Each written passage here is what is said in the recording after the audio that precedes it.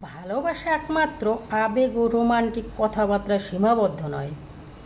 সত্যিকারের ভালোবাসার মানে হচ্ছে একজন মানুষের সুখ দুঃখ, স্বপ্ন হতাশা সব কিছুর অংশীদার হওয়া। অনেকেই প্রেমের শুরুতে যত্নশীল থাকে, কিন্তু সময়ের সঙ্গে সঙ্গে সেই আবেগ কমে যায়।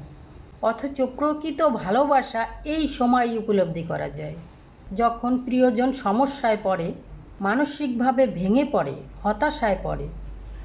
এমন সময় শুধুমাত্র ভালোবাসি বললেই হয় না, তাকে বোঝাতে হয় আমি আছি, আমি তোমার পাশে আছি, তুমি একা না। এই দায়িত্ববোধই ভালোবাসা দৃঢ় করে।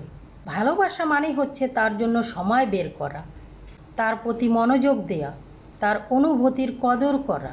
কখনো কখনো নিজের ইগো ও চাওয়া পাওয়াকে একপাশে রেখে ভালোবাসার মানুষের শান্তির কথা চিন্তা করতে হয়। সবচেয়ে বড় কথা হচ্ছে তার দোষ ত্রুটি সহকারী তাকে ভালোবাসা।